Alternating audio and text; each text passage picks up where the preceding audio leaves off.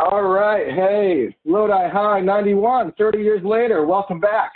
Episode 3, and got the luxury of having my man, class president, Vinnie DiChiara. How we doing, bro?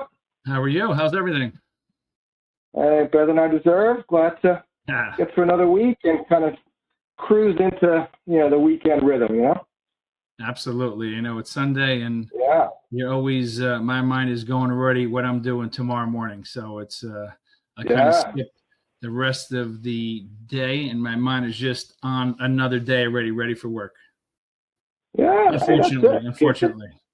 Yeah, I hear you. But get to have some regular rhythms that way to kind of keep us in line.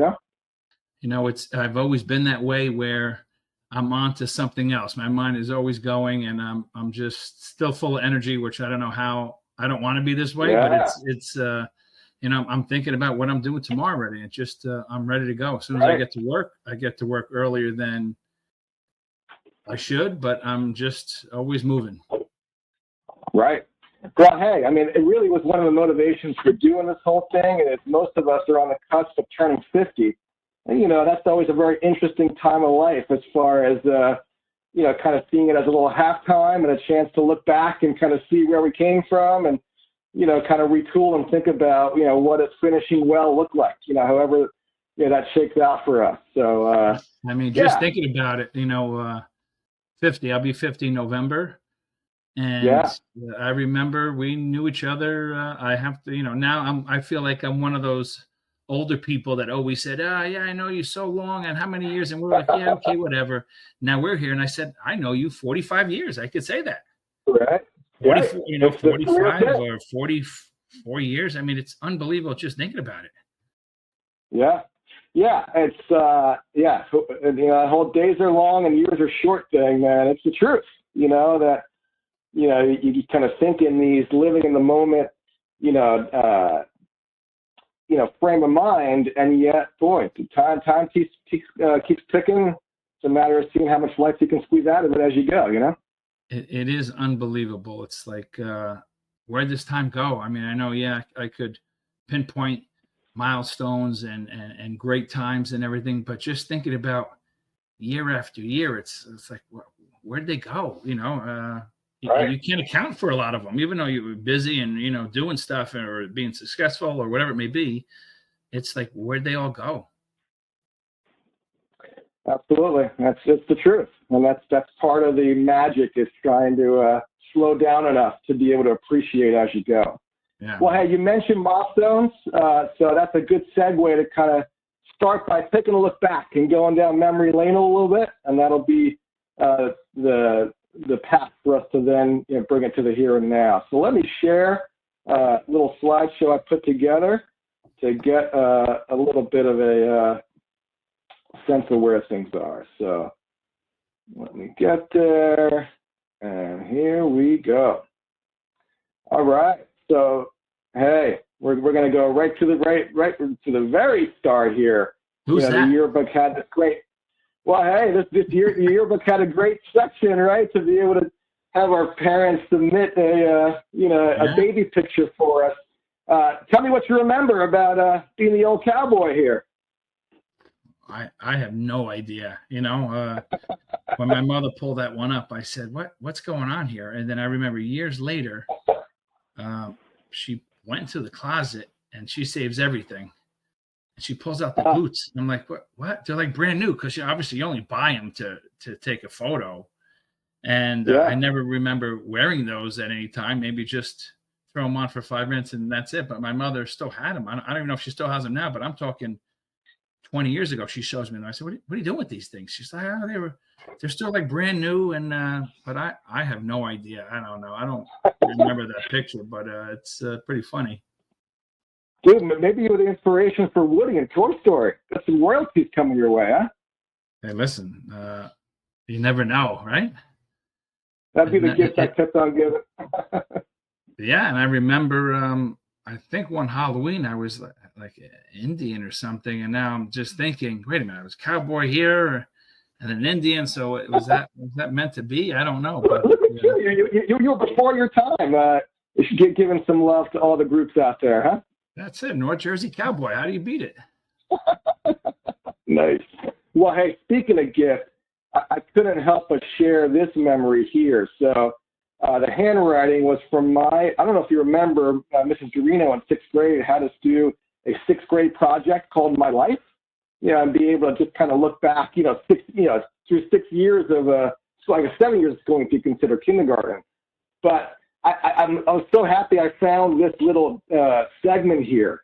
I'll never forget the day that Vinnie DiChiara gave me a Chewbacca figure. It made me feel happy inside, written as a sixth grader.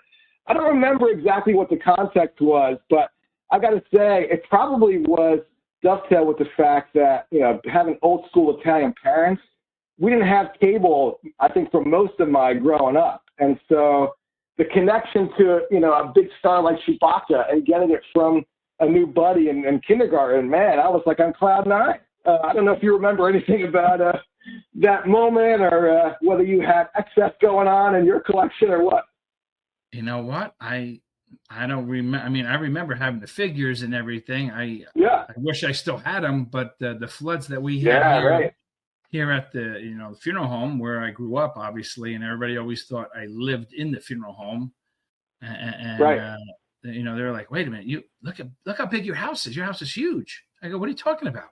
Now look at it. I said, "That's not my house. That's," I had to kind of always explain that, but we had a lot of stuff, and we saved it all, and we put it in the basement, and figured, hey, listen, this is great. I don't have the room for it upstairs, but we're going to keep it.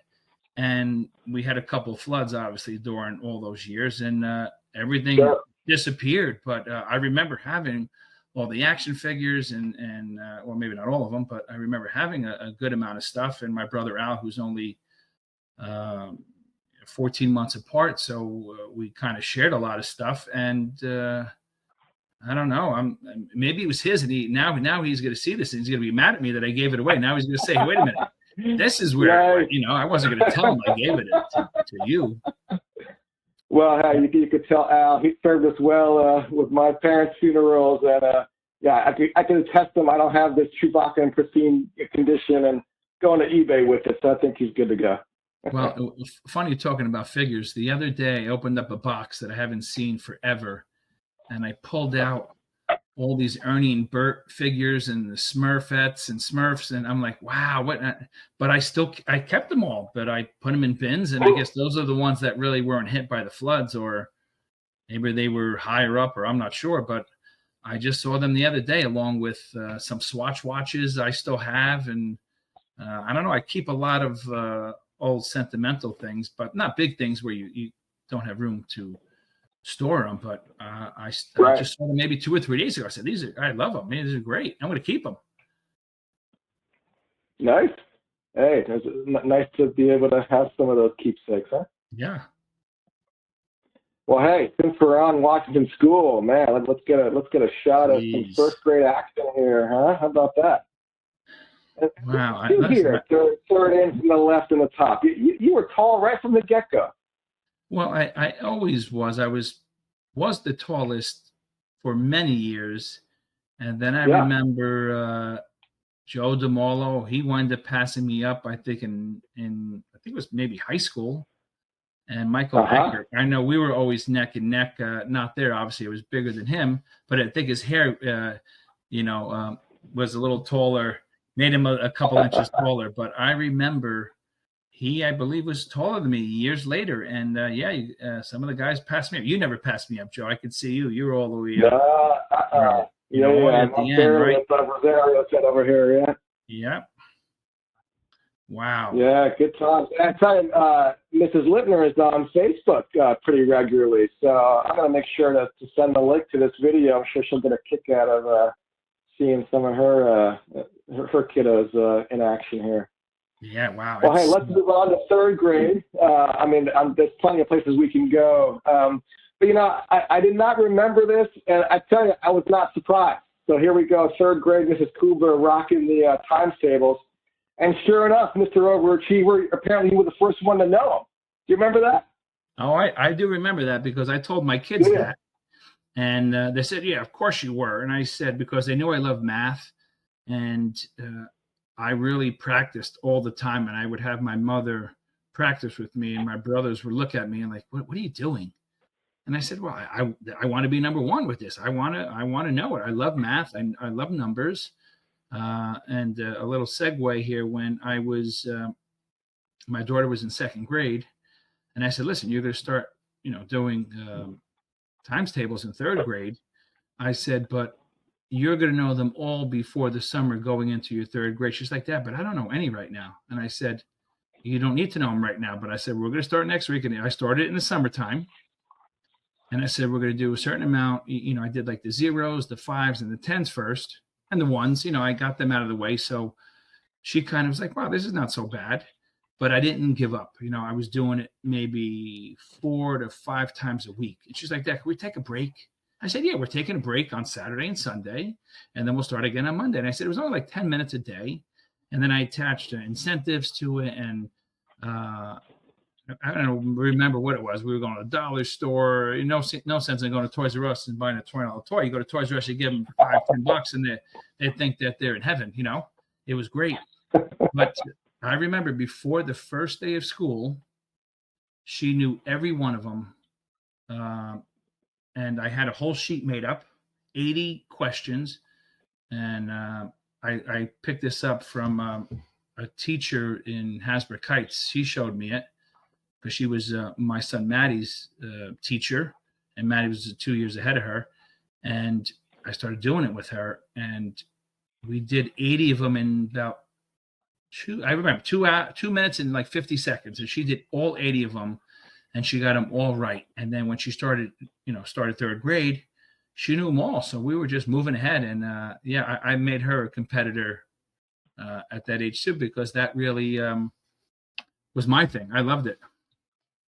Look at you. No, I could picture the Michael Jordans and Kobe Bryants out there who are like notoriously competitive at everything they do, and kind of having that gene or that mentality, to always swing for the fences, so to speak. So when we talk about your folks later, I'll be curious to kind of get a feel for, what some of that legacy, track look like, in terms of where you get some of your competitive fire from.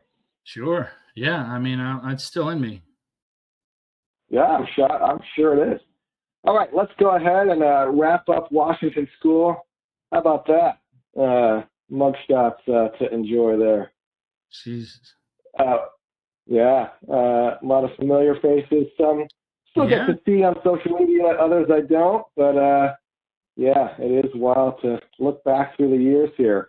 When you kind of think back to Washington School, your elementary experience, boy, living across the street, you must have felt like kind of part of your kingdom, the way you rolled. Any particular notable memories from the Washington School years? Well, I know some people probably thought it was creepy, but I guess as the years went by, and the 5th grade and 6th grade, everybody was kind of okay with it. But I guess growing up, 1st grade, 2nd grade, 3rd grade, people, when they heard funeral home, they kind of got a little freaky and stuff. But rather than going through my front door and walking around the corner, I went through the flower room door, which was the same side as the school.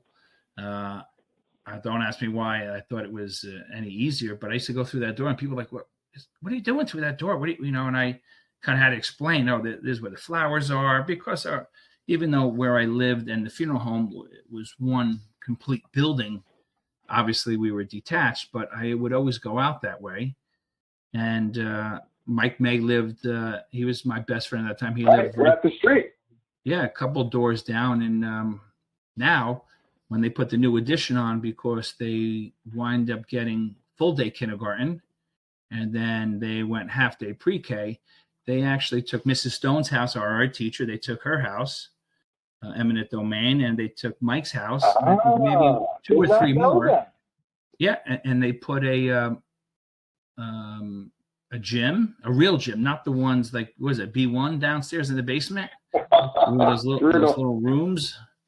The bombardment was great, but it was because it was so tiny, we thought it was so big, but going there years later, like, wow, this place is tiny. But, I guess when you get older and you get bigger and taller, you're like, wow, this is kind of small. But when you're when you're 7 years old, you think it's just such a huge place. But I remember wanting to get to school earlier than normal, as you did in Rosario, and Mike and John Newell. I'm just looking at some of these guys, and John Tomic, and we started playing punch ball early in the morning, or kickball. That's right. We got there up early, and we were ready to go. So right.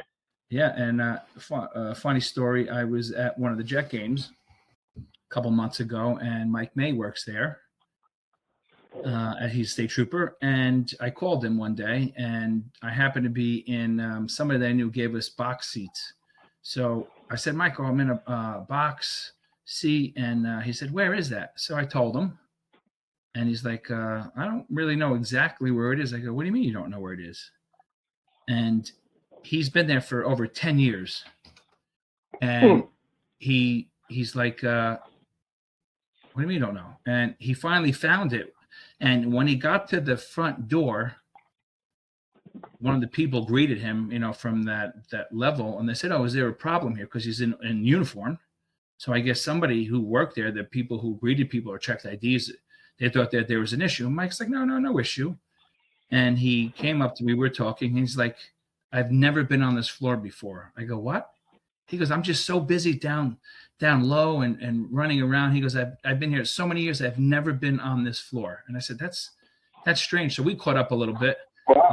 I had my daughter with me, and we were just talking about old times, and that was only a few months ago. So I saw him recently. Neat. Yeah. So I remember the few times that I guess it was the janitor who'd go up on the roof and like throw down all the balls that would go up there over time. Yeah, I got to think that a good number of them were from you and your brothers, right? Well, we used to go across the street every day, and they had the basketball courts there, so I would practice every day. And I remember wintertime, there was snow on the ground, and I would bring my shovel, and I would shovel paths, like do a layup on the right side and on the left side, and just shoot around, and I would shovel everything out of the way. And I had a rubber ball because I didn't want to use I guess back then it was synthetic or leather. I didn't want to ruin it. So I had a rubber ball, and I would go out there and just shoot hoops. In the snow was there, and it was wet, but yeah, I made the best of it. And there was a little box on the school wall for stickball, but I used to throw hardball over there. And I remember my father used to buy so many balls because I would ruin them all. But he goes, listen, if you want to practice, this is the place to practice. You didn't need a catcher. You had not a mound, but you had a spray painted line, and it worked. It was great. That's it. The game was useful. Makes sense. Yeah. Right. Yeah. Neat. All right. Let's move on to some TJMS time, huh? Remember this shot of our eighth graders getting ready to move on here? Yeah. Oh yeah. Look at you standing out there with the tie. One of the guys, I guess. Several of us sporting the ties. Yeah, I mean, listen, a tie was just like an automatic thing. You never thought about it. My father wore a tie every day to work, and I wanted to wear a tie every day. So I wore ties, and I never complained about it. And that's what I wanted to wear. But it worked. It was like no problem. Some of my friends were like, oh my God, it's too tight on me. So I said, just don't worry about it. You just put it on, and you don't worry about the tie, and then you'll get over it after a while. But by wearing it all, I mean, obviously we didn't have a uniform in school, but sure, it was something easy. And of course, my father's like, listen, you have to wear a tie. What are you kidding me? And it was you couldn't change his mind. You wore a tie, and that was it. So it was understood. But, absolutely.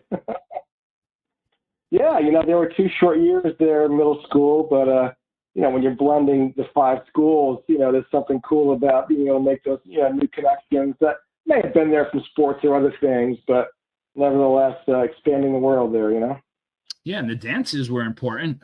Oh my God, who's that? Yeah. How about that, huh? And if I would have cut my hair there, I probably would have lost like 3 pounds.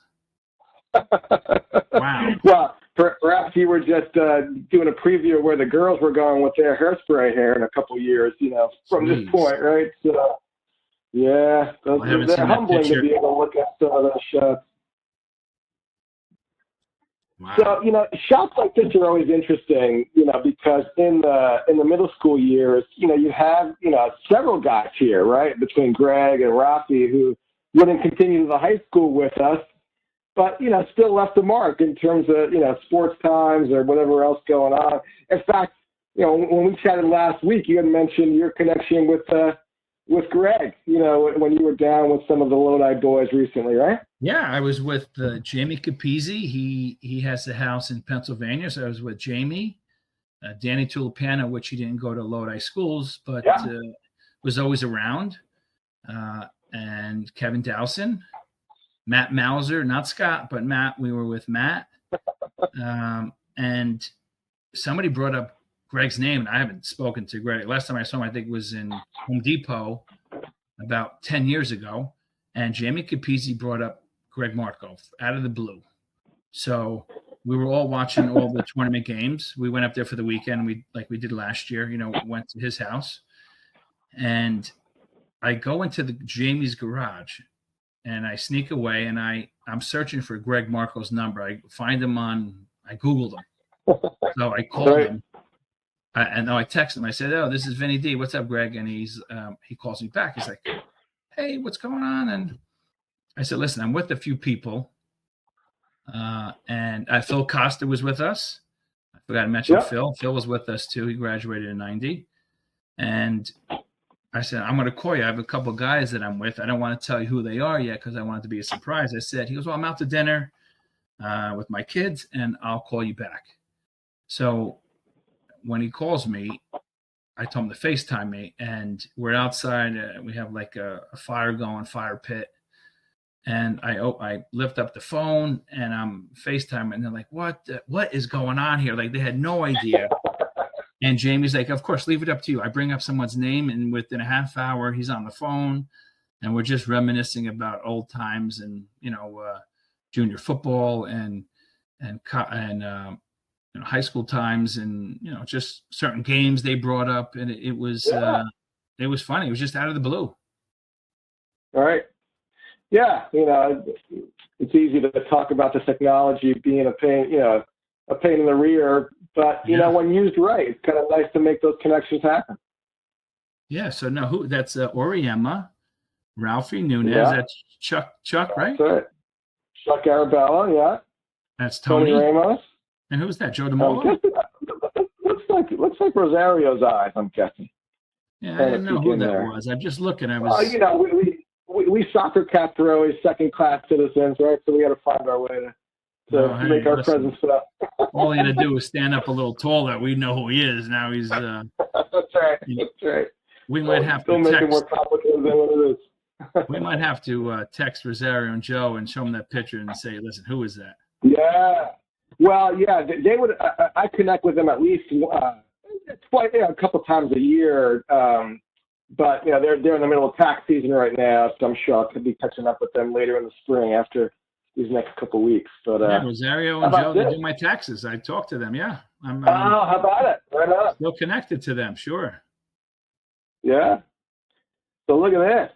You and your multi-sport ways here, rocking the basketball experience. Was this your first time being a part of a formal team with basketball, or have you been playing boys club or any other? No, actually, which was weird. I don't know how I got into it, but I think one of the coaches who used to coach me in baseball said, "Listen, why don't you play for?" Because I went to St. Joseph Church and communion at St. Joe's, and they said, "Why don't you come out for the team?"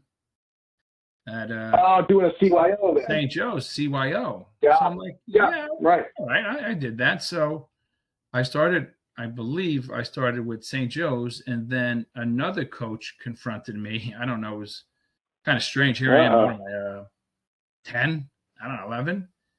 And he's like, why don't you play for St. Francis? So I said, I don't know if I can play for St. Francis. I don't really know what the rules are, but I'm a parishioner of St. Joe's, and that's why I'm allowed to play there. But I remember them pulling me. I don't know if I was persuaded or I don't know what it was. I started playing for St. Francis, and then the coach at St. Joe's, it was like some heated battle. Like, he's not allowed to play for St. Francis. he's a parishioner of St. Joe's. He's not allowed to play there. And I don't. All I wanted to do was play basketball. I didn't really care about who was doing what. And there was arguments, and people were upset. And I said, listen, I don't know. I'm just playing. I just want to play. So that's when I really first started playing basketball, was CYO. Nice. Yeah. Hey, man, back then, nice to be able to get out there this way. So this is what you left in the class will, of the middle school yearbook. Any window into what this was all about, or what? You know what? I think it might have just been a saying, and it probably stemmed from Scott. And he was so funny that I just went with it, but I don't remember. Right. Well, I mean, there was a song that would have in the chorus, "That's just the way it is." And I was trying to think, like, it wasn't exactly the style of a song that I think you guys would be into, but yeah, who knows? Listen, I'm sure. And I was texting with Scott, no lie, maybe 3 or 4 days ago. Yeah. And so now I have to show him that and say, all right, Scott, what's this all about? Yeah. There you go. Put your heads together, see what you got. I don't remember that, but one quick story with Scott.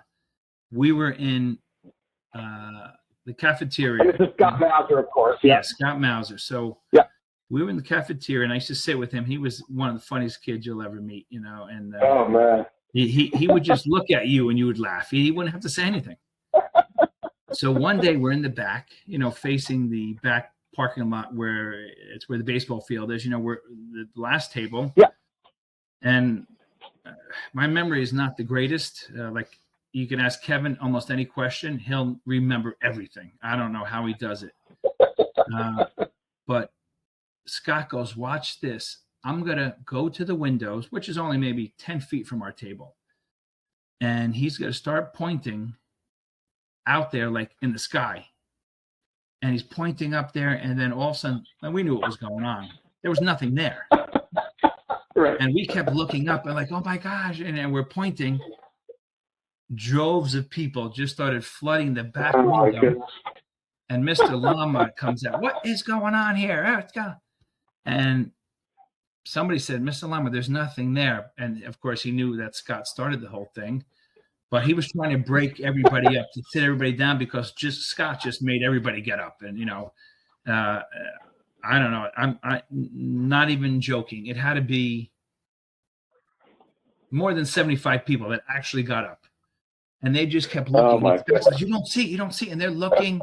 And we're like, oh my God, he could do anything. And people would just follow. And Mr. Lama started yelling at him. He's like, Mr. Lama, it disappeared now. It's not there anymore. And Mr. Lama kind of chuckled. I remember. He said, all right, everybody just sit down. Sit down. He was always mumbling and moaning and groaning, but a good guy. What the hell's going on? Sit down, everybody. Sit down. Right?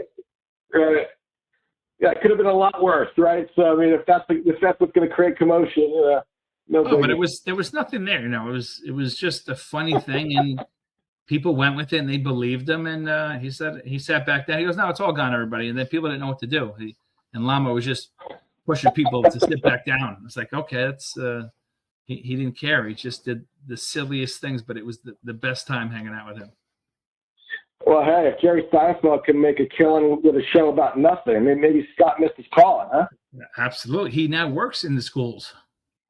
He's a maintenance guy there. He loves it. He does a great job, and he's very thorough. Whenever he loves working there. Yeah, he's good. And what a place to work on your material. I mean, the kids must love it. Oh my God! Listen, I could just see him now, just making jokes and telling people how to do certain things, you know, and make people laugh. He's spreading his knowledge and his skills set that he has with just fooling around, having a good time. Yeah, right on. Well, we got to get him in the on deck circle to jump on a future call here. It'd be great. That would be great. And all another right. funny. So, hey, go for it. Another thing, when we were by Jamie's house a couple of weeks ago, somebody brought up, I think it was Jamie, brought up Bernard Klein, right? And I remember we were in Mrs. Lepresti's class. He was in my class, And Yeah. the pictures, when you get class pictures, it's handed out to you in English class. So they're handing them out. And of course, you get the whole package in a plastic clear sleeve. And I just looked at him, and he had it in his hands like this, and he just put his head down, and it was a sign of disgust, and I knew it. Like, he was like, "Oh my, I didn't like it," but I didn't see him. But bell rings, we go to leave. He throws out his whole package, everything. Didn't take one thing out. Threw his whole package right in the garbage. So of course I'm behind him. He doesn't know it. I take it out of the garbage. I get a scissor and I cut out the wallets. I cut out the 5x7s. I cut out everything. And I told Jamie, I only told a couple of guys because I didn't want to ruin the surprise and the joke. And I remember I went to, Chick Bruno, the Chicky, the custodian? Yeah. Had his shirt unbuttoned with his gold chain. With the gold chains, yeah. Just a great, respectful, funny guy. So I said, Chick, listen, and this is when you were able to get away with this stuff. And I was student council president. So I did have like a key to the trophy case just because we would swap out certain certificates or whatever else, but it wasn't anything major. You're just talking about some sporting trophies or certificates that you to update. So I said, Chick, I need keys. He's like, well, he goes, what do you need, babe? I remember him saying that. What do you need, babe? I said, I need keys to, now it's the yearbook room, but it used to be, I think it was a yearbook room then. Yeah, but now it's something else. I don't remember what it was, but the yearbook room, some of the display cases that I didn't have the key to, the locker room gym, and I even went into the girls' locker room, into the office. I had the key to that one, and a couple other places, and I had a ladder with me. I literally walked around with a ladder. I don't know if it was after school or before practice or after practice, and I started taping them all up, all over the place. I taped them in the cafeteria also, where they were so high up that no one could get them. And some of the display cases in some of the rooms were locked, so no one could go in there. And I hung up every picture he had, cut them all out, and I hung them up everywhere. And it was just like, and every time he walked by, he would look and shake his head. And I don't know how we got him down, if we got him down, but that was one of the good times. Oh, that was classic. You picked a good victim for that. That's great. And nice to hear Scott rubbing off you in a good way there, huh? Yeah, but it was all innocent. Yeah, nice. Well, so I noticed this little number in the yearbook. Fun this summer in Seton High School. Pizza Face. I'm guessing, was that the nickname you had for me? I'm trying to remember. I remember when we used to have pizza. I guess when you used to eat it, the slice was bigger than the opening of your mouth. So you used to have the corners with the sauce on it. And I remember that. That's what I used to call you, Pizza Face. How was the about sauce that? on the side. Well, yeah. That. Oh, that's really good. What was the name of the pizzeria that we'd go to past the overpass there? I know everyone's, was it like on Fridays they'd let us out at Washington School? Right, what was it? The pizzeria in the corner there when you walked? Joe's Pizza. That was West Joe's Pizza. Right by Partners Deli. They had the Muscle Man and Partners Deli. Yeah. And Sal, the pizza guy over there, his hair was always slicked back, all looked nice, and then there was a couple of video games over there that we used to play. Yeah. Oh yeah, the video games were a big hit. How about that? My kids are gonna like that Pizza Face story. That's a good one. That was. I remember that one. Well, hey, let's fast forward to senior year of high school. I always get a kick of now your hair is fairly tame, right? Relatively speaking, especially compared to where the girls would go with their height. I always get a kick out of reading some of the stuff. I always get a kick out of reading out of some of the stuff down below in terms of jogging any memories in terms of any of that stuff sticking out to you or prompting any stories. I have to put the readers on right now. Yeah, there you go.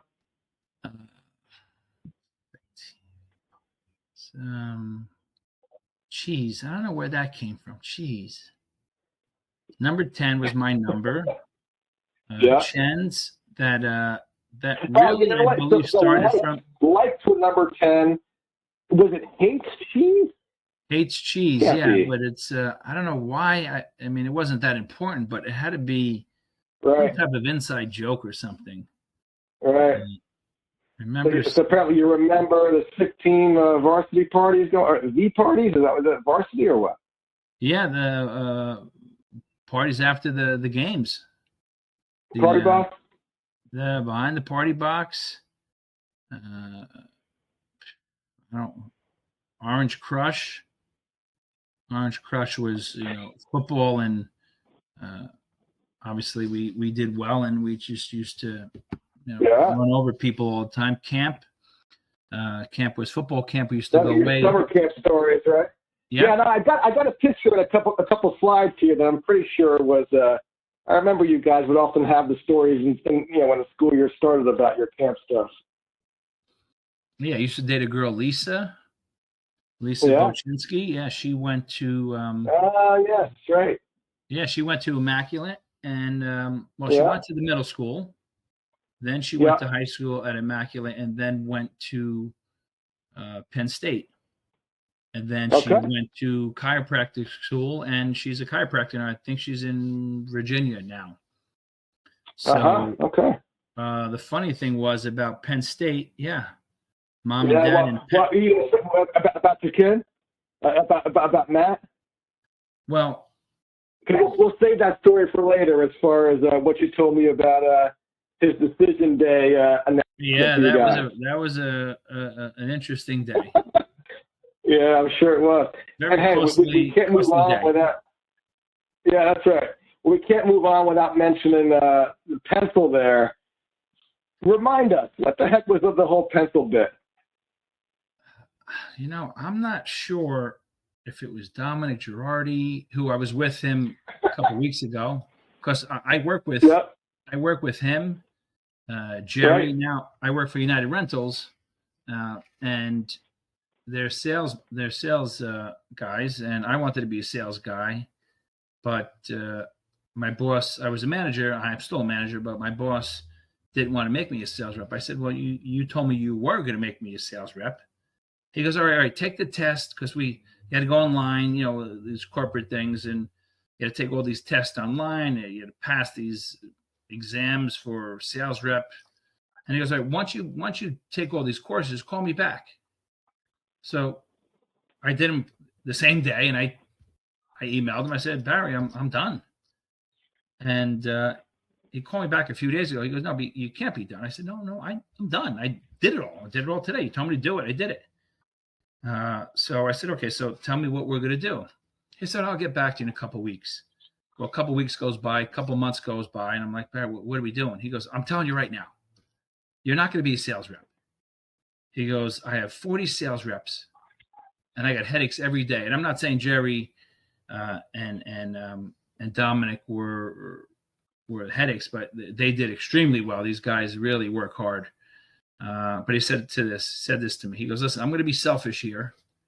He goes, but I need you as a manager. I have a handful of managers, and I got 40 sales reps, and I don't have any issues with you. I don't have to remind you to do any work or anything. So I'm going to keep you there because it makes my life easier.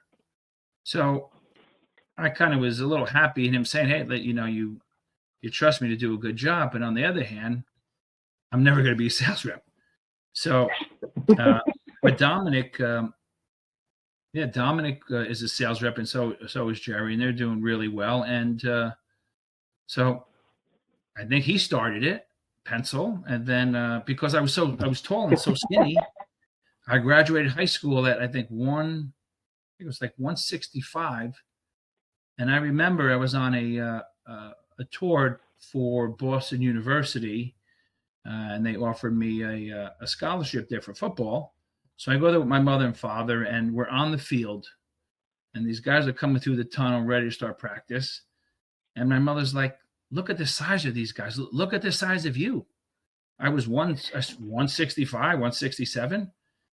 And these guys were some of the linemen were 280, 310. And she was like, how are you going to do this? And I said, well, I don't know.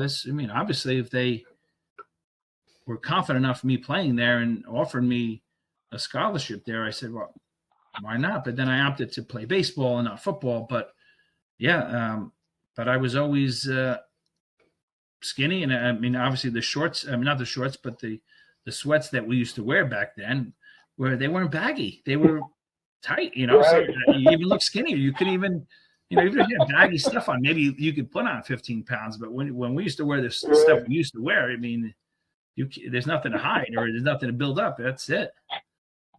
So I wish I was 167 pounds now. Yeah. Well, hey, here, Mr. Klein entered the scene. Apparently the Fab Four working the student council. I got to say, I can't quite remember anything we promised or accomplished, but I'm sure it was a good time. Well, there's the normal things that every year does. The fundraisers. I don't remember them exactly, but we had, I think it was Mr. Schwei who was our liaison, I guess, right? But she didn't want to do the things we wanted to do. I know we were thinking about other things that people haven't done, but I guess she overruled a lot of things. She was a teacher, we weren't, but I remember going back and forth, headbutting with her several times because, listen, if this is our class and we were selected to do certain things, why would we want to be restricted? If we want to listen to our classmates, that was great, but we listened to them and we tried to implement those things. But I remember getting shot down all the time, and we were going to do a prom on a boat. I remember that. And she's like, "No, we're not doing that." And then a couple of years later, they did it. I'm like, what was wrong with we had the and I don't remember everything, but yeah, she didn't like a lot of things that we had, or maybe it was my opinion. I think it was probably just too much work for her to handle us. We were ready to go. Maybe it was all Bernard's pictures all over the school that get her off. Listen, he wasn't blamed for that one because everybody knew it was me. Well, it could have been his ghost outfit too that definitely left a mark. Yeah, and we spoke to him a couple of weeks ago also. We went by Jamie's house. We did a FaceTime with him. Yeah, well, that's a doozy. No surprise here for most popular for you two. The girls would always get dressed up, and we would all look like slobs, all the jocks. But I guess we thought it was cool. But now looking at it, like, oh my God, we're sweats every day. Wigwams, right? We wore the wigwam socks. That's right. We had a little bit easier when it came to rotating through the wardrobe. He rolled out of bed, and that was that. I'm guessing, right? Right. I'm guessing this is you doing some sort of skit up there, or what? Yeah, that was, I believe it was football camp. Yeah. And we had to do skits. I bet you if you ask Kevin, he'd know what skit because he knows everything. Yeah. But we had to do some skits. Look how we wore our socks. Look at us. It was with the short shorts and the high socks. On the Celtic team. Yeah, what's going on there? Now, I'm trying to remember, how far from Lodi were your camps? When you're younger, you thought it was far away, but it was in Pennsylvania. I remember that. Is that right? Yeah. And we used to scrimmage. Just out of 80 somewhere, I'm sure. Yeah, I'm sure it wasn't that far. But we would get up in the morning. We had like a morning jog, and then we'd have breakfast. Then we'd have practice. Then a lot of guys we were in bunk beds, and so a lot of guys would just pass out. And myself, Kevin, a bunch of us, Greg Oriema, Greg Oriema?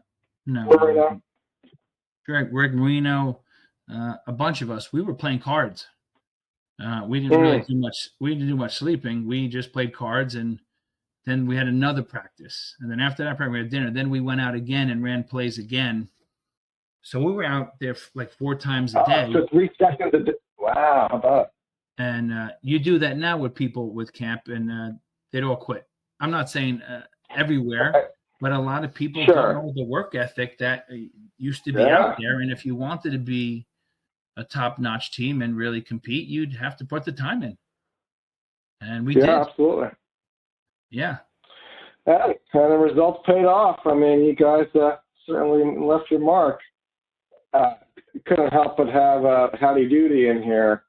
Do you remember how far back this goes as far as folks linking you guys as twins or what? No, I don't know if that was Scott Mauser's. I don't really. It was something. Somebody made it up just to break chops, which I get. I don't remember who did it, but I think it probably started maybe middle school, early high school. Yeah. Okay. Yeah, and it may be tying into that Cowboy picture. Yeah, but look at you guys making the pep rally grand entrance. Busting out of the auxiliary wrestling room that used to be about 100 degrees during wrestling season. Oh, man, you're not kidding. Oh, I remember. Hey, listen, everybody had to cut weight, right? I remember the one time I was with Brian Bonomo, and he had to make weight the day of we're talking and everything, and he's really down. He goes, "Listen, I don't know if I'm going to make weight." So, whatever happened, I don't know. He goes into the locker room. He had a plastic bag. You wear those shirts, to make yourself sweat or whatever. And he was walking and then jogging around the track. Obviously spitting in a cup, whatever it is, whatever ounces. It came down to ounces. And I remember at the end of the day, he goes to get weighed in, and he just had made it. And now he's weak and everything because now you're not eating really what you're supposed to, because over the last few days, being so tired, being lighter than really what you wanted to be, but that was what he had to wrestle that weight. And I remember sitting with him after he got weighed in, and I remember him having a sandwich and a Snicker bar, because now having a sandwich and a Snicker bar, you can go up like 7-8 pounds in a heartbeat like that, because he had no fat on him, but he needed to eat. He didn't have anything in him. And I remember having whether it was Snickers or had a candy bar and a sandwich, and he was enjoying it. But the following week, all those wrestlers, not all of them, but a lot of them, did the same thing. Every week it was right back at it. It was a tough battle to make weight, but I remember when I used to go in those rooms, like, what's crazy? It's crazy. It's hot in here. But Mike May's over there on the left. Yeah.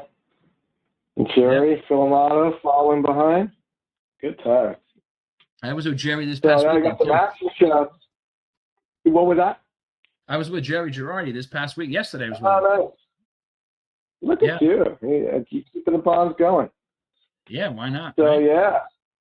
working your stuff, going to your strong side, I suppose, to a little run past option or what?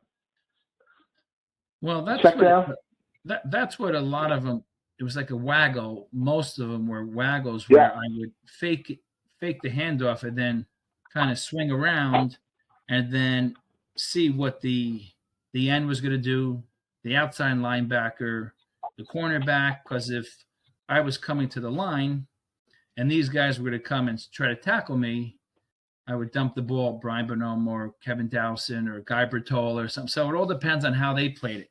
If they came up to try to tackle me, I would dump the ball. If I would pump fake and see what they would do, and if they would back up, then I would run. So that was it worked a lot, because if the guys weren't conditioned enough and not conditioned, but if they didn't really follow their rules of what they had to do, it was better for us. So we used it to our advantage, because some of these guys were inexperienced, or they said, hey, the quarterback is 3 feet from me, but his role wasn't to hit the quarterback. The role was to do something else. So if he came after me, I would dump the ball to one of those guys, Mike May especially, and we would get major yards that way. And Sometimes I ran it, and other times we dumped it off. But looking at that field now, it was miserable. It dirt in your face, in your mouth. Man, all the geese droppings everywhere, especially on a rainy day, and you would slide. It would be in your face, in your eyes. No kid, no lie. But now the field is beautiful. I mean, the turf field, it's a great facility. But for all those years, it was. But that's all we knew. We didn't know anything differently. That's right. We knew our field was awful, and there was no changing it, and we made the best of it. And that was it. Yeah, that's it. Well, I tell you, going to games, I remember how balanced you guys were. You can confidently pound the rock and get the running game going, and then when it came to doing your play action, as you said, versatility was there for the taking. We had so many weapons, it wasn't even funny. Like, people would say, why aren't you passing the ball so much?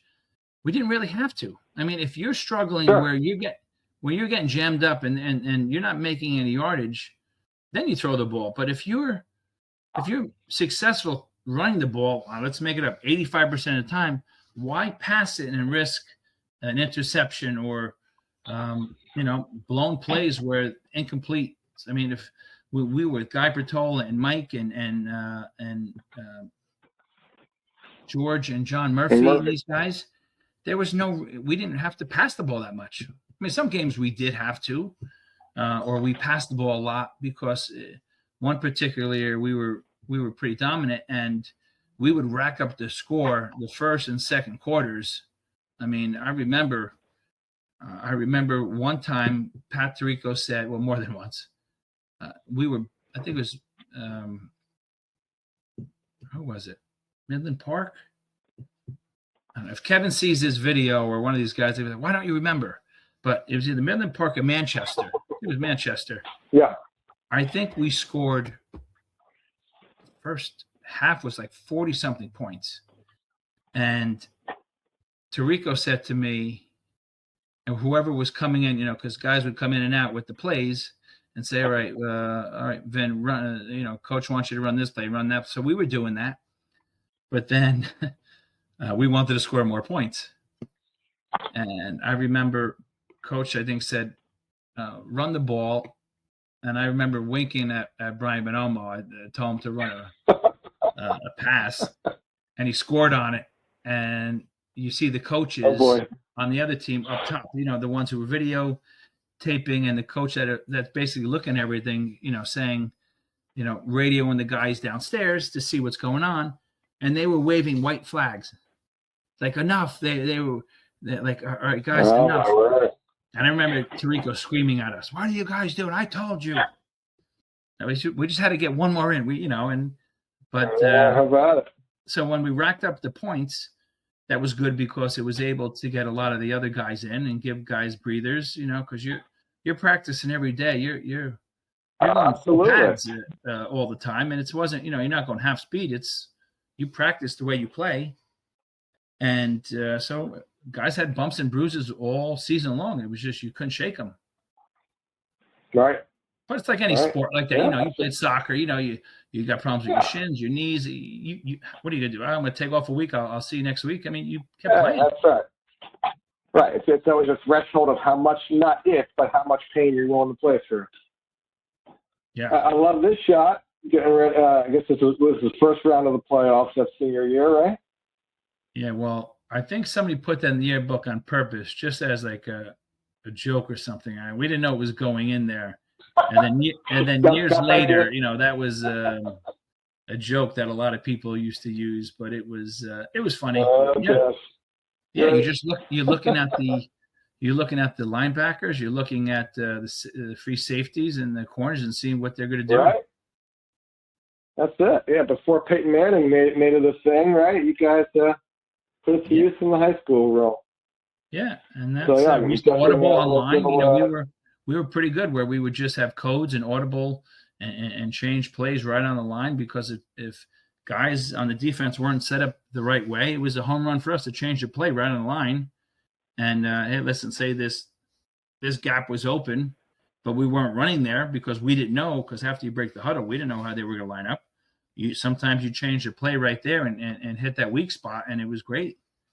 So we had a lot of great guys that knew the plays and were knowledgeable. So it wasn't like, hey, listen, I'm sorry, I don't know my assignment and what's going on here. We were Tarico did a great job with us and constant making photocopies, and we would listen to film, watching film. He would print out stuff, make photocopies, and we'd go home and study the plays. So yeah, we had our core plays, but every week we had more plays put in just for that particular team. So everybody was on board and did a great job. Yeah. So 11 of you as seniors that year. I don't know how if that's a small or large number, relatively speaking, but yes, it seemed that despite falling short in the finale there, it seemed like a pretty memorable run. Oh, it was great.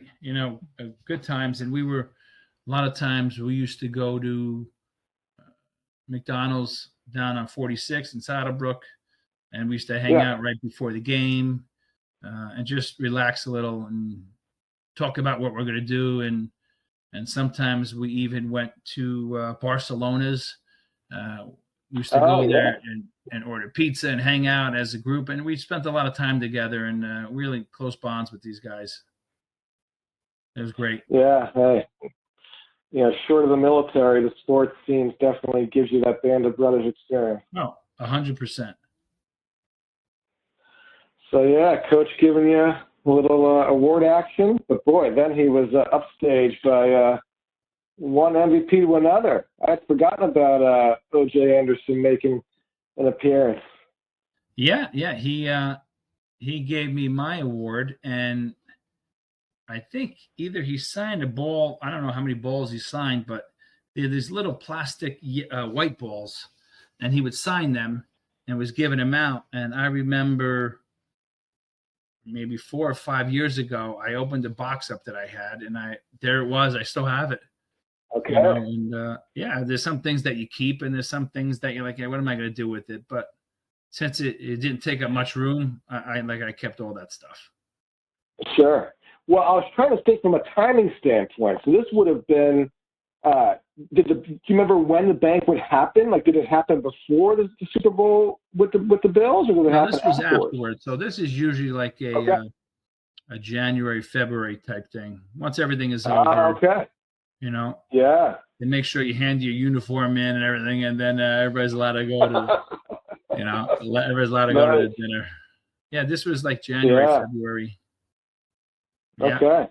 Good times. Well, it's been tough sledding as a Giants fan the last 10 years, but hey, considering 4 Super Bowls in our lifetime, not too bad to see guys like O.J. Anderson here, and think of Eli, maybe not the best player out there, but like Derek Jeter, something about when the lights are brightest, they found a way to slow it down and be cool under pressure. That's it. Yeah, just control and take a deep breath and just don't panic. And it's if you have a team who's pretty experienced and has used to been playing in some of the big games, it means a lot, and it helps us tremendously. Because everybody has butterflies playing in big games, but when you played in a couple of big games and some of these guys played baseball or they wrestled and they've been, we did well our year. We did well, and we win a lot of big games. So I think that really helped us. Do better off and strive to say, listen, we're going to keep moving along. And it wasn't really of course, you always had nerves, but you kind of knew how to handle and keep them under control because you've been there before, whether it's under other sports or just been around people who are experienced. It just helped you out. Yeah, no doubt. And you've made reference to perseverance several times now. And I remember talking to the kids, during some family time last week. I forget what the occasion was. We were talking about the theme of courage, and courage doesn't mean that you're living without fear. It means that you're being, you're facing your fear straight on and still choosing to move forward despite the fear and the butterflies you're talking about. Yeah, because it's if you confront it early on, moving forward is only going to get easier and easier. Like, hey, listen, I've been here before. I mean, I did okay now. Now I have some experience. Now I know what to expect. So now you have that confidence to do better. And it's not like, I've never been there before. These guys look bigger than us, and then they look stronger than us. But if you know what you have to do, and you know that everybody has their own thing to do, and you got to worry about your position, and if you work together as a team, obviously it worked out well because we all did. I mean, like our whole year, or all of our teams in sports that year, we flourished. Yeah, absolutely. Great year. It was just fruit of the labor. Speaking of which, moving on to the spring, huh? Although I got to say, I was surprised not to see basketball. I was trying to remember, was that injury related for you, or would you look to take a break? You know what it was? I knew I was going to Rutgers ready to play baseball, and I never loved basketball. I liked it, but I was my senior year.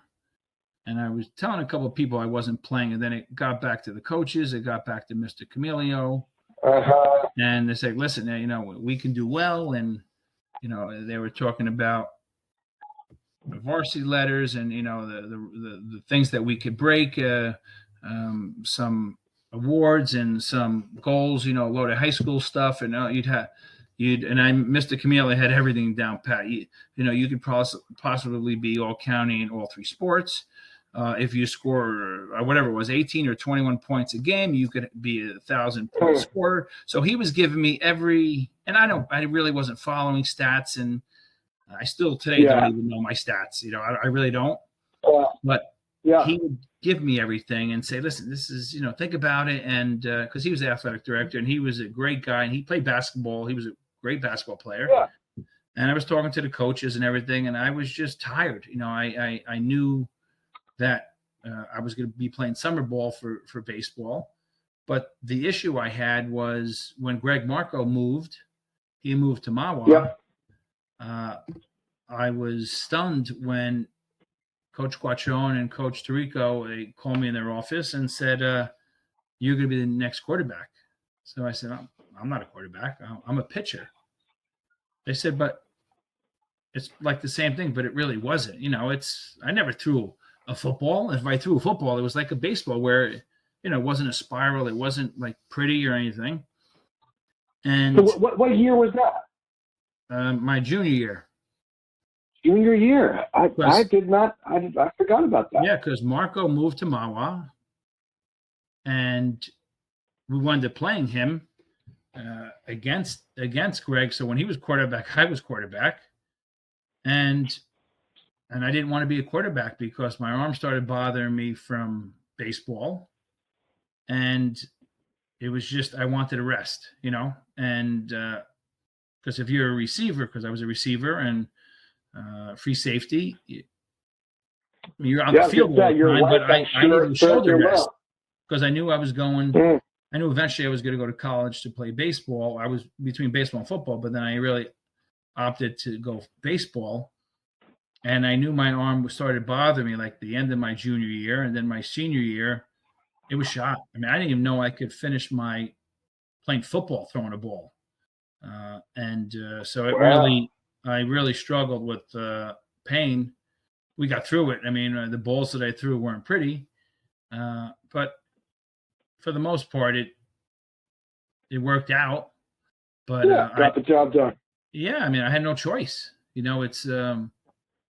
But I was just too tired. I was still practicing and working out just to kind of stay strong and stay fit. And I don't know, I just got burnt out. And now thinking about it, man, maybe I should have played, but my father didn't make that decision for me. He's like, "Listen, if you're not going to play, then that's it. You don't show up a week later, or if you're going to play, you don't stop playing because you don't feel like it. So if you're not going to play, then tell them up front. If you are going to play, and then you decide a few weeks later that you don't want to play, that's not how to do it.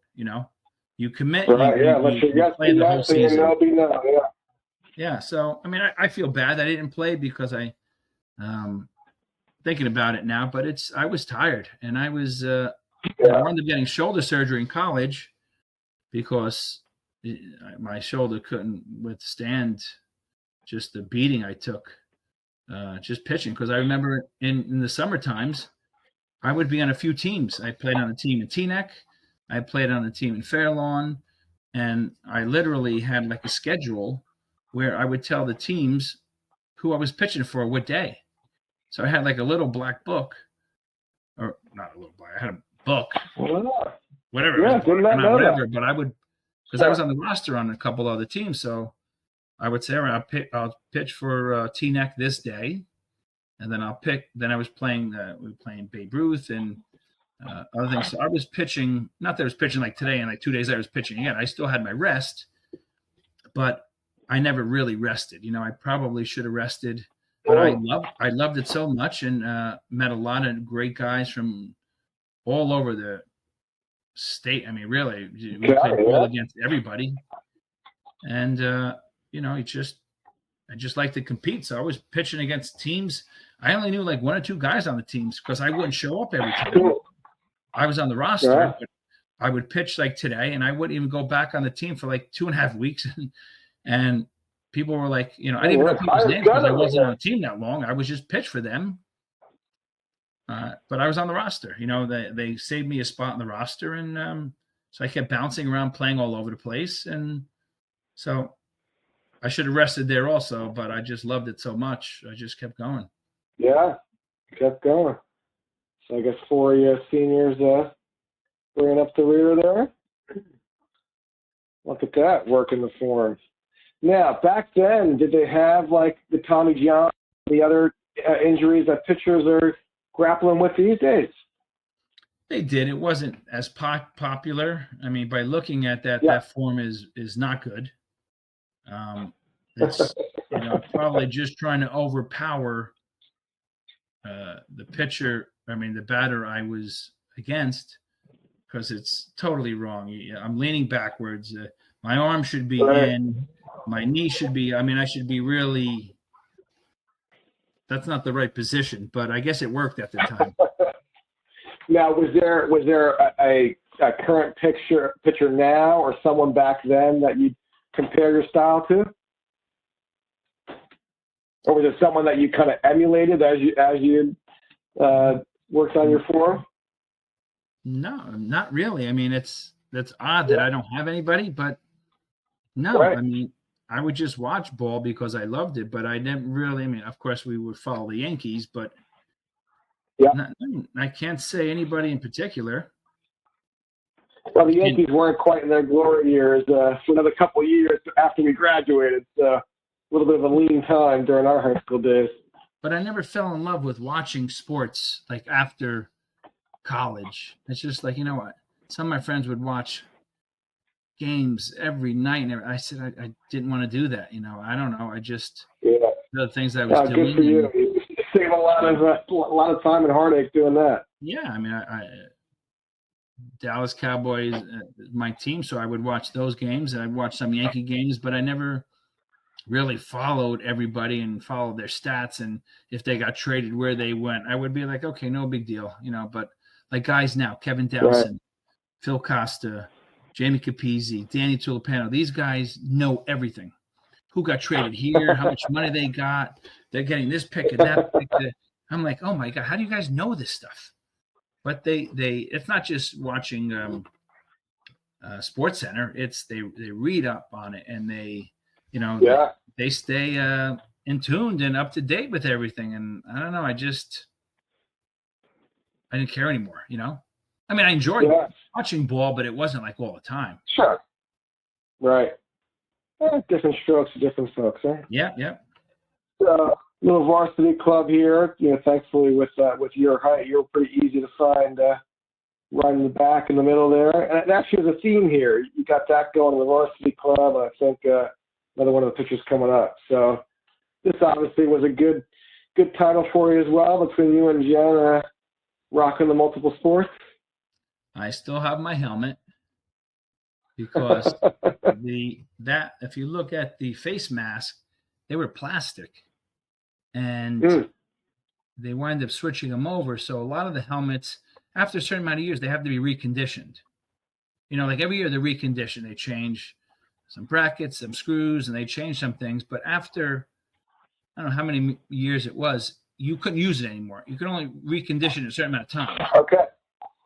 And we weren't using those masks anymore because we had to go back to the old ones or whatever. So it was really obsolete, that helmet, because no one could use it anymore. So I remember I asked, I don't know who it was, can I keep it? And I said, well, and I said, looking at it, you couldn't use it anymore. So basically, what were they going to do with it? We weren't saving them, and I don't know if they were throwing them out or what, but I have my helmet still.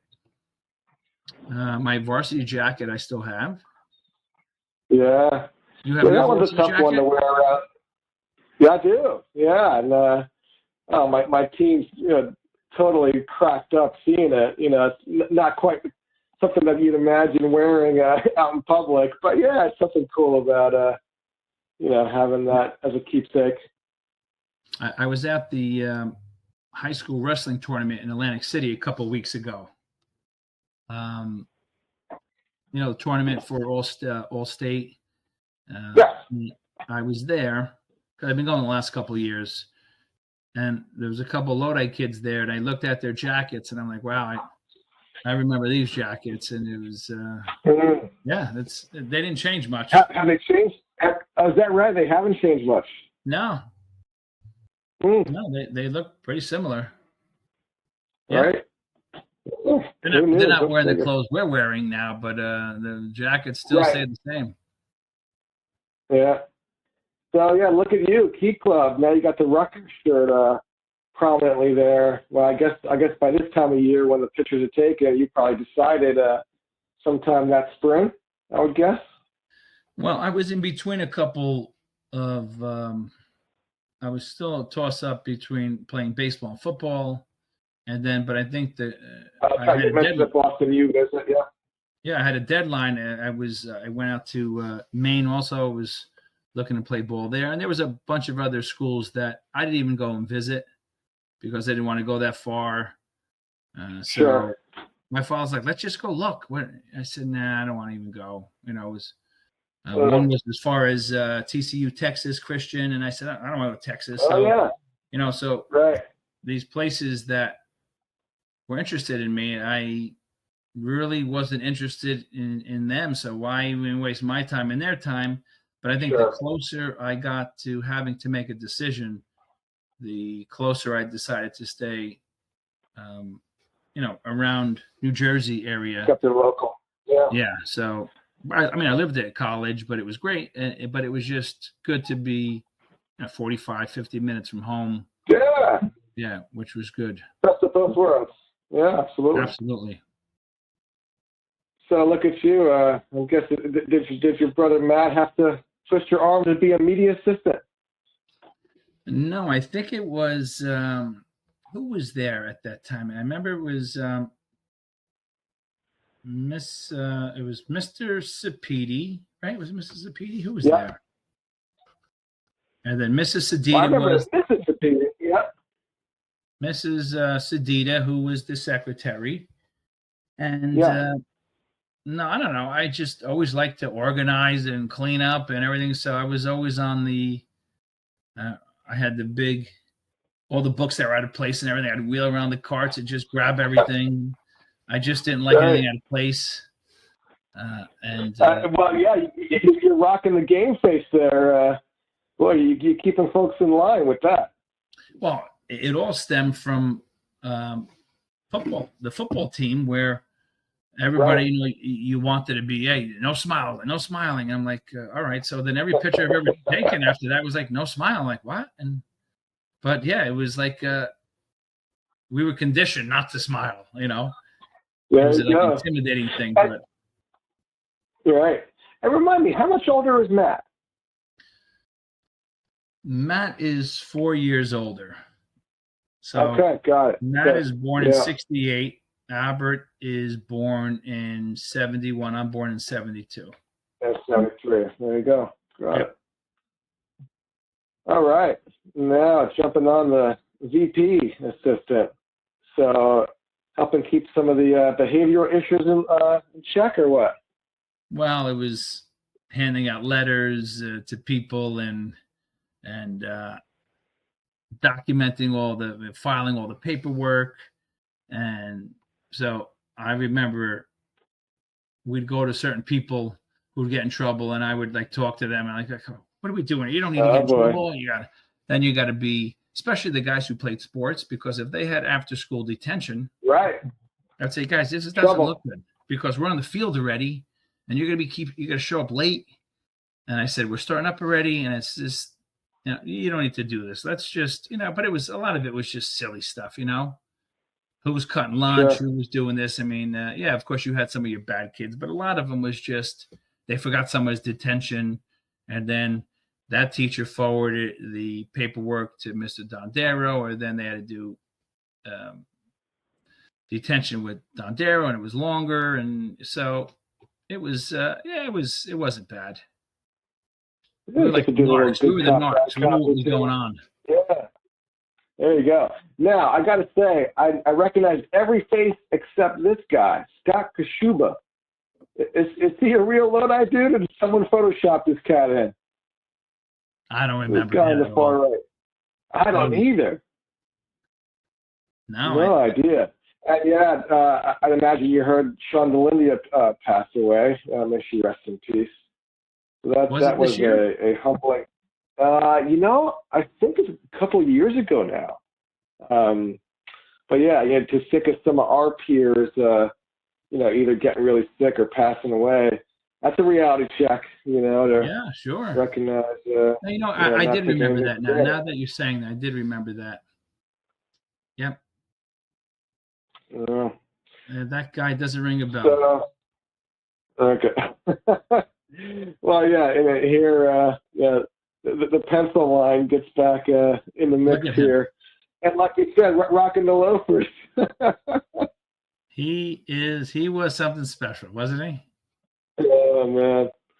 You're not kidding. And sometimes when I see him at work, we don't work in the same branch, but sometimes I'll be at the main branch because I have a meeting, so I have to go to the main branch, and he works at the main branch in Richfield Park. And sometimes I'll see him and I'll grab him and I'll hug him and I'll just exaggerate in front of everybody. I say, "What are you doing? What are you doing?" Right. And I keep grabbing him. He's getting so annoyed. So I still break his check. Yeah, absolutely. I saw him maybe 2-3 weeks ago. Yeah, a very easy target here. So this is a class will in the high school yearbook. So I'd imagine maybe this is a little bit of a sooner scenario for you to have some of the memories jogging. So witnessing the torque and turbine in Sizzo's Hyundai. Any memories of that? I know. Scott Mauser created torque and turbine. Yeah, right. I believe that was Scott. Right. Yeah, it's so sad that I can't remember some of these things. Yeah. Well, this is good. We'll piece them together. So when Scott gets on here, he'll be able to fill in some of the gaps then. Torque and turbine, or that was Sizzo. That might have been Mike Sizzo, or because you were friendly with so many guys and you joked around with everybody. You kind of lose track of whose joke it was or why was it inside joke. Like you're overlapping guys because Sizzo was a clown, Scott was a clown, Bernard, Jamie. We all had fun and we all used to laugh all day long. So there's so many phrases, so many scenarios. Yeah, hard to keep it all straight. Yeah, I got it. And what's up with this? What's up with the remember we're all mammals? I have no idea. Kind of thing. You'll remember. Like, what is that? Right. You'll remember it middle of the night and come to you that way. So yeah, I'm gonna find that one out. I'm gonna research that one. I gotta make a few phone calls. Nice. Good. Well, you have the link so you can check it out. But yeah, pretty generic stuff here. But thanking each other for all the help and advice. I'm trying to remember. I can't remember exactly what kind of help and advice I gave you. But cool class. To have these never. Italian class. Oh, how about it? If it wasn't for you, I'm bailing you out with paparazzi or what? Yeah, she was very good, but I mean, if I didn't have you and Rosario and Joe Scatoro, I couldn't buy into. How about it? I couldn't buy into the whole like I mean, I wasn't on board. I didn't really study that much because I said, well, when am I going to have this, and when am I ever going to use it? So I never really bought into it. Oh, God. But and Oh, what's that the is funny funny. thing is talking about Italian. My son Yeah. was in Penn State, and he wanted to study abroad for a semester. So I Yeah. said, "Yeah, go, no problem." And Yeah. so I said, "Oh, you got to learn the language and everything." He goes, "No, I'm taking online classes." I go, "What?" He goes, "Yeah, we're going to Italy. We're going to take online classes." He's got all his buddies at Penn State, and they were going to travel. So they went different countries and exploring. I remember one Switzerland. He was in Switzerland. He was skydiving, and he was doing so. He had it. He knew what he was doing. He goes, "Dad, when am I ever going to learn Italian? If I'm going to be in Italy for a semester, how much am I really going to learn?" So Right. I said, I would have done the same thing. But Yeah. he was bouncing around to different countries and experiencing different things, and that's when um, I guess the State Department wound up calling everybody back because it was the height of COVID, and so he only spent until like March there.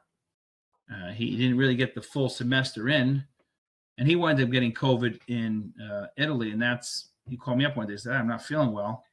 He goes, "I think I'm just going to stay in bed," and had the sniffles, and like a day and a half later, it was gone. And until he came home, we did antibody test, or we did a what's it called, an antibody. We did what's it, Antigen. antigen test, and he said Yeah. he goes, "Wow, it was like a regular cold," but he had plans to go to other countries, and one of his roommates' father worked for Trump, and Trump had given them. There's a hotel, Trump Hotel in Ireland on the beach.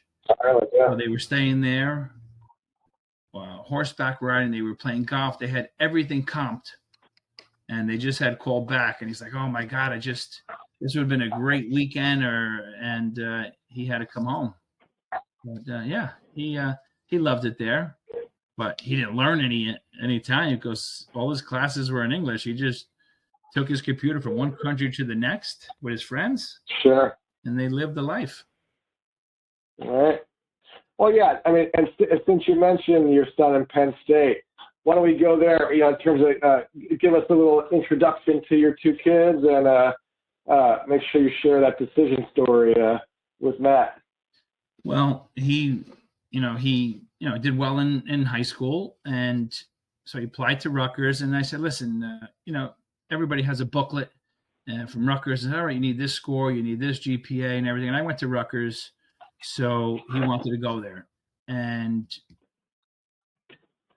I guess at a certain time, maybe it was one day that they gave you the date and time when they would let you know when you were, if you were accepted or not, or what have you. So whatever day it was, I think by 7 or 8 o'clock at night, he was supposed to have known that whether he got in or not. So it's 7 o'clock, 8 o'clock, 9 o'clock. And he's like, "You believe this? What is going on here?" So it came in our room, and he's like, "I'm on the waiting list." And it was like midnight. I said, "What?" And I remember he just grabbed all of his clothes because I gave him a lot of Rutgers stuff. And I used to take him to Rutgers stuff, and up there, and the coach that I knew and I played for, they used to give us stuff. So he had a ton of stuff. And he walked out of his room, and he just dumped everything on the floor, shut his door, and that was that. So I said, "Matt, you're going to get into Rutgers." I said, because a lot of the really smart kids are using that as a safe school, and there's so many people applying. They have to go through everything again. They'll recalculate. I said, "But you'll get in." He goes, "I didn't want to go anymore." He was like, because some of his friends who had gotten in, his SAT scores are better, his GPA was better, and he's like, "This is not fair. What's going on?" So he says, "I'm done. I don't want to go anymore." So now he starts saying, "All right, let's do a radius of 3 hours outside of where we live." And I said, "All right, let's look at Villanova. Let's look at Penn State. Let's look at UConn. Let's look." No, too far, too far. Let's go to Sacred Heart. Nah, I don't want to go. But we looked at Sacred Heart, and we looked at Fairfield. They were both nice schools, but he really wanted a big time, college experience. So we go up to Penn State. I said, just let's take a ride. You don't have to go there. Let's just look at it. What's it there? It's a weekend. Who cares? So we go up there and he goes, oh, I really like it. And I said, Matt, listen, you can make it in 3 hours and 15 minutes. You're good. It's not that far. So he applies, and I think he didn't get a decision yet, I think. So we're out to dinner, and his phone goes off. The phone is in his pocket, and we're eating. He pulls out his phone, and you're now accepted to Rutgers. And it was a text. It's not like we went to school. Everything was by letter. You got a letter in the mail, and now it's like, listen, no time for letters. Text you, email you, or nay. So there's a box, a red box and a green box, and I'm looking at him. His mom is looking at him. My daughter's looking at him, and he goes, "You believe this?" He looked at it. He clicks no, and he puts it in his pocket, and he picks up the fork, and he just continues like nothing happened. And I'm thinking, or we're thinking, all right, well, Rutgers is this much money. State school. Penn State is this much money. Out of state, all this other stuff. And we never mentioned anything to him. I mentioned something to him maybe when he graduated, which was last year. Like, you know how much that button cost us between the green and the red button? I said, they're right next to each other. Did you hit the right button? And I said, but you know what? I'm happy you made the decision because you made a lot of great friends. Still hangs out with them today. He's in law school now in Florida. And some of his buddies from Penn State live in Florida. So he hangs out with some of them, which is great. So, but I don't know if he's coming home. He loves it there. He's got a girlfriend that he met. She went to Penn State, lived in Florida, but met her in Italy, but never met her at Penn State. So now he is, she works, and, he's in school there, and they live maybe 45 minutes away from each other. So, he said, I don't think I'm coming home. I don't like the cold weather. So he may be there. My daughter goes to Montclair. She's a psychology major, wants to be a social worker. So she's a junior. Yeah, things are going by quickly. Yeah, well, it's always nice to see the kids spreading their wings and, becoming their own people, right? Yeah, I never thought that. They little kids, they want to stay home. They want to be close to you. They don't want to go anywhere far. They didn't want to go away many places on vacation because they were going to miss their friends. And all of a sudden, bam, I think I'm going to go 1,500 miles away and live there. And I was shocked. It was a shock, but he goes, you love coming to Florida. You come to Florida. It's not that bad. So listen, whatever makes him happy. And if he finds his way or finds a job there, then, I'm happy for him. Yeah. That gives you a nice little snowbird destination to. Yeah, for like 4 days, you got to go back to work. That's right. That's all right. Yeah. Yeah, that works. I talk to him every day. So, do you really? Yeah. He knows. I text him every day, call him every day. Like, I don't have to, but that's just the bond that we have. And sometimes I'll send him a couple TikToks and a couple pictures and jokes and stuff. So he may not have the time, but he's got time to respond or send me one back or whatever, and it works well. Sure. You got to find ways to maintain the connections, through the seasons, right? Yeah, absolutely. Yeah. Well, boy, we're going on 90 minutes here, which is great. It feels pretty smooth and 90 minutes. Yeah, how about that? So I did want to make sure, kind of get a feel for. Now, fast forwarding, and you've already done that a little bit with the kids. As far as thinking about life 30 years later, when you think about where you are right now, personally, professionally, give us a little sense of how life is similar to what life was like in your home growing up, in terms of the values and principles and that sort of thing, and where it is that life's taking you in a different direction. Yeah, well, with the kids. It was always eating dinner all together. A lot of times Dad, can we eat at the bar? Can we eat dinner here at the bar? Can we eat in front of the TV? And we're like, no. Like, what do you mean no?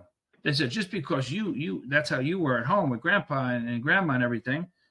I said, well, listen, there's always time to watch TV. Once dinner's over, where are you going? You're gonna go watch TV. So why not eat alone? We had a rule: no cell phones on the table.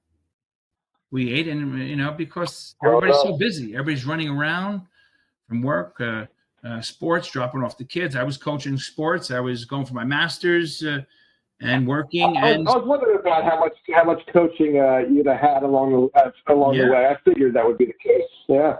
Well, I was working. I was a principal for a lot of years, but from there, as I was doing that, I was going for my second master's, and I was coaching, and I was helping out the funeral home when I could. So it was, we were just on the ball, and it just kept going and going, and it was like, and then the whole schedule was filled with, all right, Alexa's got softball, Maddie's got this, baseball, then he's got football here, and it was every day was something, but it worked. And we made the best of it. And if they wanted me to help coach, I coach. If they didn't want me to help, I didn't coach. But, I did whatever we did, and I enjoyed it. But it was a lot of time.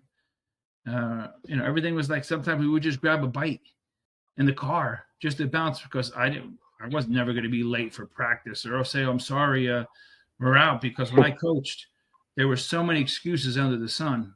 I mean, a lot of kids yet maybe didn't have the motivation, or maybe didn't have the support from their parents to say, listen, I'll drive you, or whatever it may be. But it was instilled with my family. You play a sport, you don't show up late, you always show up, and that's it. So I did that with my kids too. And it's just, it was nonstop, but it was well worth it because I enjoyed it. And I learned a lot now being a coach rather than being a player. But they had fun, and sometimes there wasn't enough coaches, so some coaches didn't maybe not want to coach, but they had to coach because we didn't have the manpower. But that's right. Well, once I committed, I said, I told them I'm going to be there maybe 2 or 3 days. I got a lot of things to do with school and masters and everything, but I made it my business to be there every day because I didn't want to go 3 days a week. Practice was 5 days a week. I went 5 days a week, and then I was playing softball myself in a league for several months after my college days and everything. And so I was trying to mix in my own fun.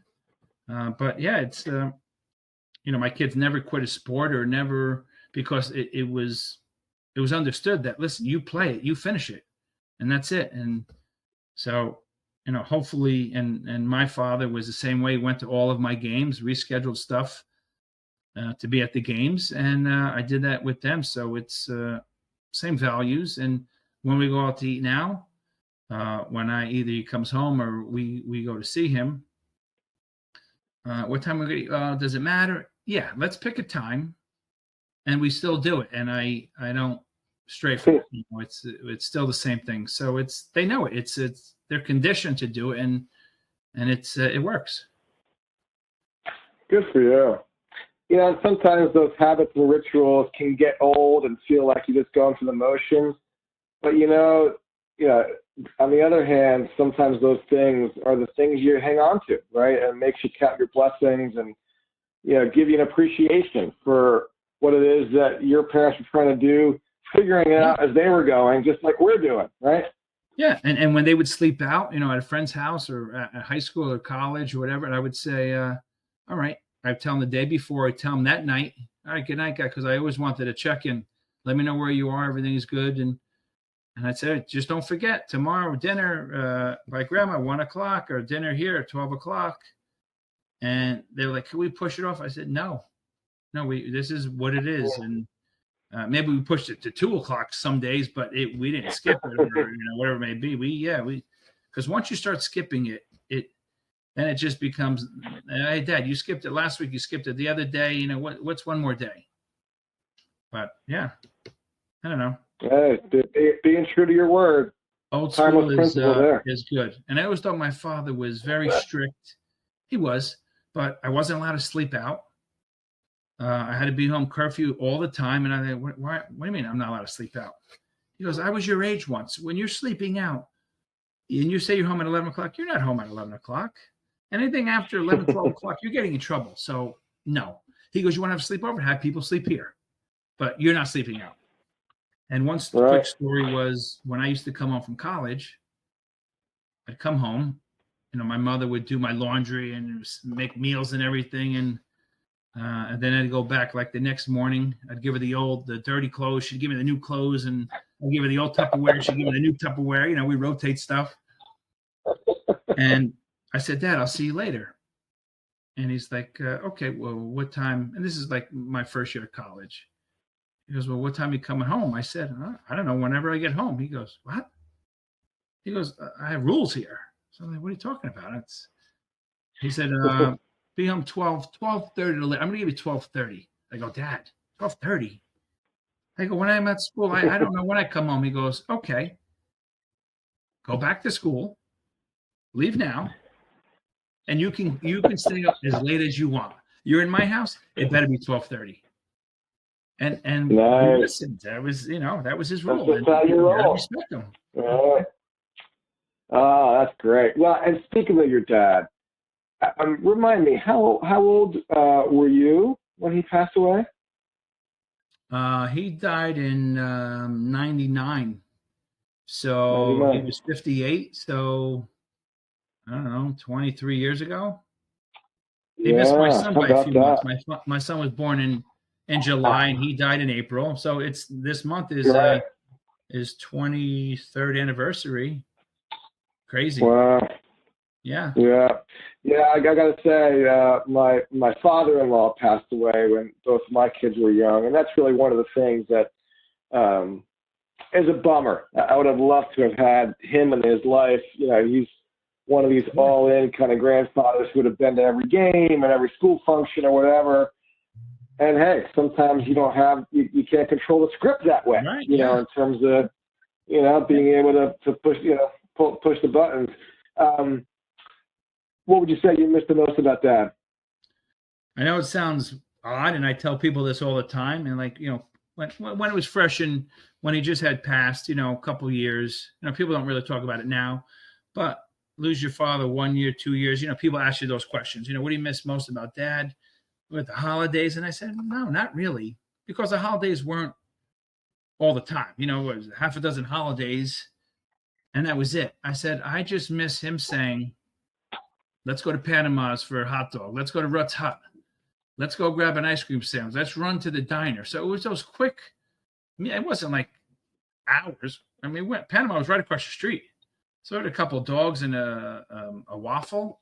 And the simple things are the things you miss. Because, of course, the holidays are sentimental and you're with your family, but it's really those simple things. Come on, let's go grab tell you a couple of friends that come over here. We're a treat. We're going to get hot dogs, and it was like we'll go to diner, and it was just the simple things. It's not really, it wasn't the major holidays or like big milestones. It was that, and just to, we would always talk business and stocks, and he would just pick my brain on certain things, and he would I miss that stuff too, but just the simple things, come on, let's go to Home Depot. I got to pick up a couple of things. It was just the quick runs that were the things I missed the most.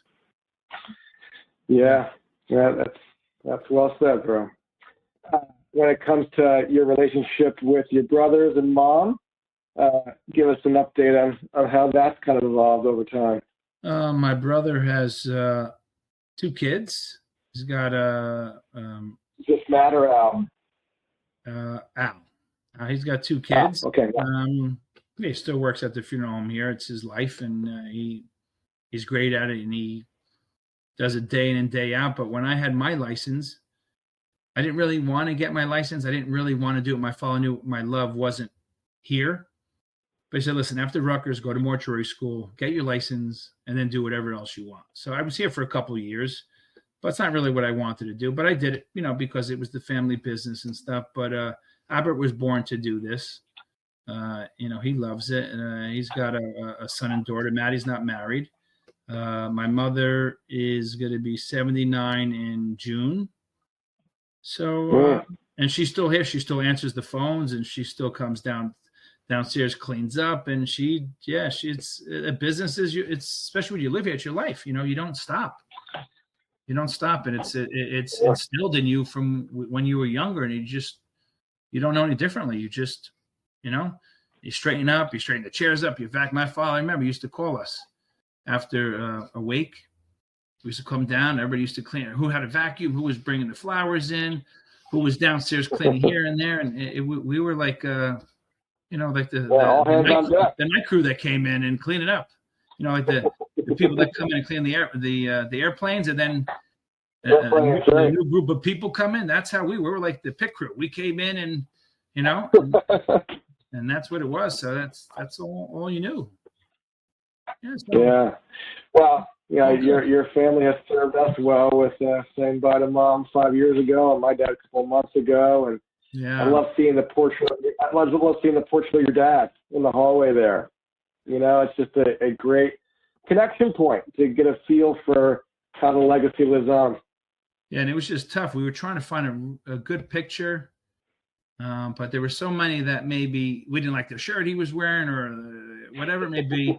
But this is when he had cancer, and I guess the chemo was really the type of cancer kind of bloated him. So his face was a little puffed. We didn't really love it, but it was something that, we'll live with that one. But it was because, you always think about taking pictures of the kids and everybody else, but it's so difficult to have your father, dad pose here. Are you kidding me? He doesn't want to take pictures. So, you couldn't find a lot of great pictures. You found pictures.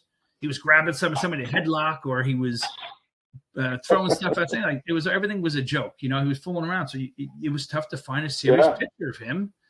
And we were like, oh my God, we're calling everybody. Who's got a picture of my father? They had pictures of my father 30 years ago, 40 years ago, but it wasn't. We wanted to find the right one, but it was just tough to find one. So, he didn't like to take pictures and pose for pictures. He was like, he would always make faces or do this or just do something silly. We're like, we can't put this picture up, and it was so difficult to find one. So that was one of the best ones we could have found. Yeah. Well, the apple hasn't fallen far from the tree. Your zest for life and that funny bone. That it's nice to have. You can get plenty of bad stuff from your folks. That's not a bad one to pass on. Well, when I was playing junior football, my nickname was Smiley. I didn't want Smiley on my jacket, but somebody did something without me knowing about it. And I was, I don't know, 12, and it was Smiley on my jacket. I'm like, what? And what was I going to do? Go to somebody and say, this is not right? And I kept it. It was Smiley, because I would always joke around and play jokes and just laugh. And it was just a lot of good times. Yeah, absolutely. I don't have that jacket, though. Well, hey, I got you. Yeah, some of those keepsakes, you just take a picture of it and move on, right? I don't know where it is. Let's kind of bring this in for a landing then. As you look back, 30 years later, you think about where life's taking you. Give us a sense, how different life is compared to what you may have thought it was going to be, graduating and, the kind of stuff that you're looking forward to for the next 30 years, huh? Well, I never really thought about being a teacher until I was I always wanted to coach and be around kids and but I said, I don't know if I want to be a teacher. But then I think when I was finishing up Rutgers and before I was going to mortuary school, I knew that I wasn't going to be a funeral director. So I said, I think I want to be a teacher. But I didn't have the education courses at Rutgers because I said, why should I take education classes when I'm going to be in the funeral home, so I don't need them? So after mortuary school, I had to go to Felician, and actually I went to school with Tammy Pecoraro, a couple other people. Oh, okay. Yeah, and I had to get education classes because I didn't have enough. So I did that, and then I said, you know what? I'm going to go. As I was doing them, I wound up getting my special education certification there as well. I said, if I'm going to be here, I'm going to knock everything out one shot. So from there, I became a high school special education teacher, and I was coaching. And then I decided that I wanted to be an administrator, but I wanted to work in the grammar school. So then I went for my principal supervision and administration masters. Yeah. And then I was, principal for 16 years there. And then I said, listen, I think I'm good. I really want to be in corporate America, and I really wanted to be a sales rep because I had a lot of energy, and I wanted just to hustle and just, go around from job to job and deal with people, and still wanted to be around people. But my boss said, you got the credentials for a manager, and that's where I am now. So I didn't know I was going to be here maybe for the next 10, 15 years. I don't know yet. I mean, I love the company I work for. I work for United Rentals. It's a great company. It's a Fortune 400 company, and they treat me really well. It's a great, great company. But we'll see. I think about going back into education again, but then I think about, maybe I'll find another big company to be a sales rep. I don't know. That's what I wanted to do. So. Well, that competitive juice is history you've had will serve you well, right? Regardless of where you I still have it professionally. Maybe 3 or 4 years I've had knee surgeries, I've had back surgery, I've had shoulder surgeries, I've broken several fingers, and I've had epidurals on my back. So there's some days that it's tough to get out of bed. And my mother still says, do you think it was still worth it out of the surgeries and the pain and everything you've gone through? Was all those sports worth it? And I said, for now, because I could still walk. But there were times when I was on crutches and some pretty big surgeries, and now I have carpal tunnel problems. My hands are locking. I mean, I'm having a lot of issues. So in 3 to 5 years, who knows? I need a knee replacement in 3 to 5 years, my doctor told me. So will I have enough energy to walk around and be a sales rep? Let's hope. But I still don't regret it. I love it. Yeah, that's right. Being able to, as many say, fail forward. Certainly the peaks and the hills are great when you're on top of the mountain and things are going great. But how you respond when it hits the fan or things don't go the way you want it, that resiliency to bounce back, means the world not only to you but to the people around you that count on you and look up to you. I'm actually in physical therapy. I started it last week. My back, again, I'm just trying to get back to certain things. So we'll see what happens. I just got to take care of myself. And if I can do that, I can keep walking. I'll hit the streets and maybe get a sales rep job soon. I don't know. Yeah, that'd be great. Well, hey, to wrap then, this was great. I love the memory lane nature of these kind of conversations. As far as any closing thoughts for the fellow classmates, if you had a billboard to put up somewhere on 46 to send a message to the fellow classmates, anything that comes to mind of what you'd want to say? I would love to have a Zoom with everyone, even though it gets crazy. Like you've seen all these everybody, and will everybody be on it? Some people are like, no, I don't want to do it. I want to forget those years, but just to see people, and maybe that will spark a little something to say, hey, listen, let's share everybody's numbers. Let's schedule something. I don't know. It would be great to see people again and just to really reminisce. Yeah, it's great. What are you doing now? But not many people really care about that as much as, hey, do you remember the times we had when we were stupid and we dressed like I don't know, morons, and we look how we looked and look what we did. And I think that is more important than say, hey, so what are you doing today? How many kids do you have? Where have you been on vacation? That's all great. Let me show you a picture of my kid. That's great too, but I don't think that's going to keep people together as much as talking about the times that we've had. So that would be a great thing. Love it. I don't know. like if maybe, and I'm not that one because I'm not big on social media and stuff. It's just, Right. I don't know, but if maybe we can get everybody's number and stuff and just run our own, I don't know, class or something, and just, just throwing things Sure. out there and jokes and remember this, remember that, and Right. maybe people would say, "Hey, listen, I missed this," and also what we did last week or 2 weeks ago, we were by Jamie's house. We FaceTimed Dante McCarroll. Now he didn't graduate with us. Right. I think he's in Georgia. Right? He's in Virginia, Yeah. outside of DC. Maryland. Maryland. Yeah, Right. that's right. And we were cracking up, and I had the phone like all the way out here so he could see everybody, and we're having a great time. And it's just imagine to get everybody together, and I don't know. That's how I see it. I think that would be the great thing. Well, listen, I think you're right. Shout out to Audrey to have done a couple of more formal reunions for us. But I love what Melissa Dowson and Phil Costa did to put those two classes together, a couple of falls ago and do a little happy hour. I thought that was great. And again, like you said, it doesn't going to be super elaborate, but a place to chill and be able to recollect some of those memories and kind of connect it to what's going on here and now.